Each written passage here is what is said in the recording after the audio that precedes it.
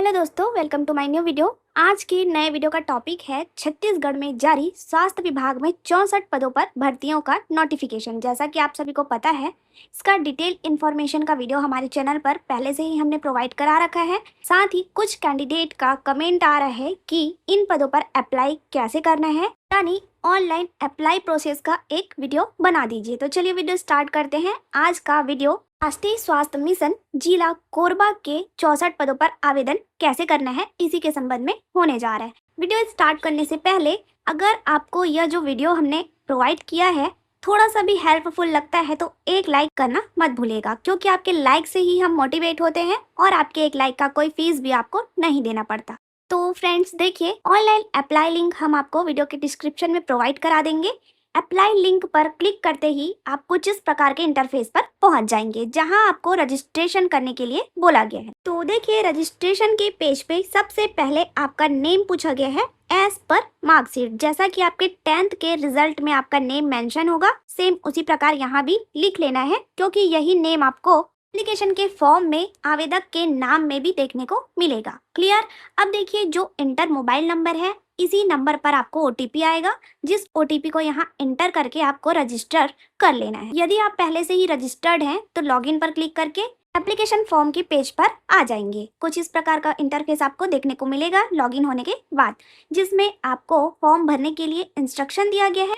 इस इंस्ट्रक्शन को फॉलो करते हुए भी आप फॉर्म फिलअप कर सकते हैं, यानी आपको कौन कौन से डॉक्यूमेंट अपलोड करने हैं और डॉक्यूमेंट का साइज क्या होगा, ये सब यहाँ पे बताया गया है। तो चलिए अब आ जाते हैं होम में। होम के ऊपर आपका यूजर नेम देखने को मिलेगा, साथ ही होम के 3rd नंबर पर दिया गया है आवेदन करें। तो आवेदन करें पर क्लिक करके आप fill your online application here वाले पेज पर आ जाएंगे। तो देखिए, यहाँ से आपका अप्लाई प्रोसेस स्टार्ट होता है। तो 1st नंबर के पॉइंट में पूछा गया है, क्या आपके पास छत्तीसगढ़ का मूल निवास प्रमाण पत्र है या नहीं। तो जिसके पास है वही अप्लाई कर सकते हैं, तो यस पर क्लिक करना है और इसके बाद आपको डिस्ट्रिक्ट सेलेक्ट करने का ऑप्शन दिया जाएगा। एक एक करके आपके लिए ऑप्शंस ऑन होते जाएंगे। डिस्ट्रिक्ट सेलेक्ट करने के बाद सेलेक्ट पोस्ट का ऑप्शन दिया जाएगा, जिसमें आप सारे पोस्ट का डिटेल देख पाएंगे वीडियो के स्क्रीन पर। तो हमने यहाँ पे क्लास 4th का पोस्ट अप्लाई के लिए सेलेक्ट कर लिया है, तो आप भी जिस पोस्ट पर अप्लाई करना चाहते हैं यहाँ सेलेक्ट कर लेंगे। इतना कंप्लीट करने के बाद 1st नंबर के पॉइंट में है पर्सनल इंफॉर्मेशन का पेज। तो चलिए फ्रेंड्स, अब इसमें फिल करते हैं पर्सनल इंफॉर्मेशन, जैसे आवेदक का नाम, पिता का नाम। जब रजिस्ट्रेशन के टाइम आपने जो नाम यहाँ फिलअप किया होगा वही आपके आवेदक के नाम में शो किया जाएगा। इस प्रकार अब आ जाते हैं 2nd नंबर के पॉइंट में, जिसमें आपके पिता या पति का नाम पूछा गया है। तो ये जो इन्फॉर्मेशन है आप अपने 10th के रिजल्ट के अकॉर्डिंग फिल करिएगा। 3rd नंबर पर है डेट ऑफ बर्थ का कॉलम, जिसमें आपको अपने 10th के मार्कशीट के according date of birth fill कर लेना है। अब देखिए, 4th नंबर पर पूछा गया है कैटेगरी, यानी ST, SC, OBC या जनरल।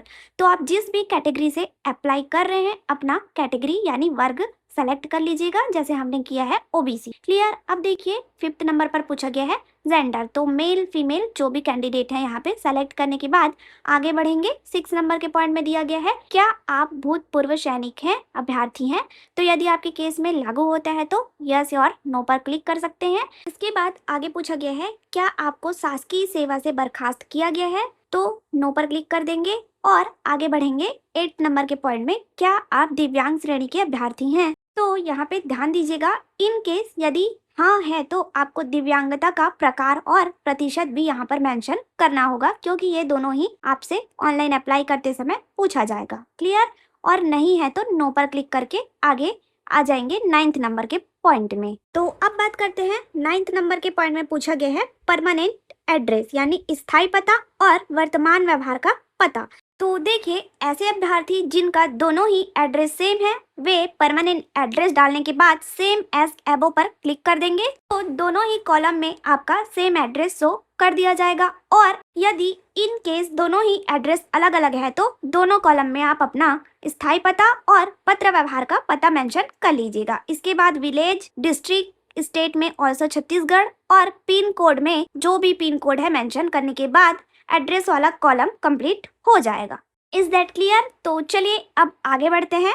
आ जाते हैं, आगे दिया गया है क्वालिफिकेशन डिटेल, यानी शैक्षणिक योग्यता के कॉलम में। तो देखिए जो भी पोस्ट आपने अप्लाई करते समय सेलेक्ट किया होगा उसका क्वालिफिकेशन ऑलरेडी यहाँ पे नेम ऑफ एग्जाम में आपको शो कर दिया जाएगा, जिसमें केवल आपको name of board, university, passing year, total mark obtain ये सभी फिल करने के लिए कैंडिडेट से पूछा जाएगा। तो ध्यान दीजिएगा, हमने क्लास 4th के पोस्ट को सेलेक्ट किया था जिसके लिए क्वालिफिकेशन केवल 10th पास बोला गया है। तो अब यहाँ पे हमने बोर्ड विश्वविद्यालय के नाम में CGBSE रायपुर छत्तीसगढ़ फिल कर लिया है, पासिंग ईयर और जो टोटल मार्क ऑब्टेन है, कितने मार्क्स आपको मिले थे, ये फिल करने के बाद आपके क्वालिफिकेशन का जो परसेंट है ऑटोमेटिक यहाँ पे शो कर दिया जाएगा। जैसे यहाँ पे हमारा जो परसेंट है 84 यहाँ पे शो कर रहा है। क्लियर। इसके बाद दिया गया है एक्सपीरियंस डिटेल। तो यदि आप किसी भी शासकीय, अर्धशासकीय उपक्रम या संस्था में कार्यरत कर्मचारी हैं तब की कंडीशन में कैंडिडेट को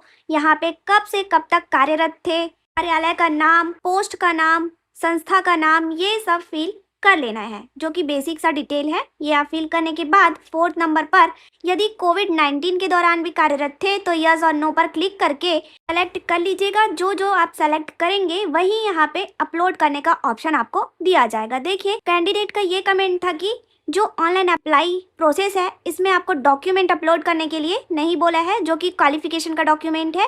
तो यहाँ पे केवल आपको पासपोर्ट साइज का फोटो 50 KB में अपलोड करना है। साथ ही एक्सपीरियंस है तो कोविड का एक्सपीरियंस और वर्किंग एक्सपीरियंस यहाँ पे अपलोड करने के लिए आपसे बोला गया है। तो कैंडिडेट अपना पासपोर्ट साइज का JPG फॉर्म में 50 KB का फोटो यहाँ अपलोड कर देंगे और जिसके पास एक्सपीरियंस है वे अपना एक्सपीरियंस डिटेल फिलअप करने के बाद डॉक्यूमेंट अपलोड करेंगे और नहीं है तो इसको ब्लैंक छोड़ देंगे। क्लियर। देखिए नेक्स्ट क्या करना है, बॉक्स दिया गया है इसमें टिक करिएगा, जो भी इंफॉर्मेशन आपने भरा है सब सही है। उसके बाद एप्लीकेशन फॉर्म को सेव ड्राफ्ट पर क्लिक कर दीजिएगा। सेव ड्राफ्ट करने के बाद आवेदन में अगर किसी भी प्रकार का करेक्शन करना है यानी मिस्टेक है तो आवेदन संशोधन करे का कॉलम भी यहाँ आपको देखने को मिलेगा, जहाँ से आप पोस्ट सेलेक्ट करके अपने आवेदन को करेक्ट कर सकते हैं। करेक्ट करने के बाद सबमिट एप्लीकेशन में जाके एप्लीकेशन सबमिट कर देना है। एप्लीकेशन सबमिट करने के बाद आवेदन फॉर्म को प्रिंट आउट करना है। प्रिंट आउट लेने के बाद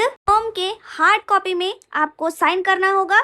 साइन करने के बाद यहाँ पे हस्ताक्षरित आवेदन अपलोड करे का ऑप्शन आपको देखने को मिलेगा, जहाँ से आप पोस्ट सेलेक्ट करके अपना एप्लीकेशन अपलोड कर देंगे। इतना करने के बाद एक पोस्ट के लिए आपका फॉर्म सबमिट हो जाएगा। उसके बाद आप प्रिंट आउट करके अपने पास रख लीजिएगा। इसके बाद यदि आपको फिर दूसरे पोस्ट के लिए अप्लाई करना है तो सेम प्रोसेस आपको फॉलो करना होगा। इस प्रकार आप सभी पोस्ट के लिए अलग अलग ऑनलाइन अप्लाई कर पाएंगे। Is that clear? तो धन्यवाद, जुड़े रहिए ऐसी जॉब अपडेट के लिए CG government job update channel के साथ। Thank you for watching.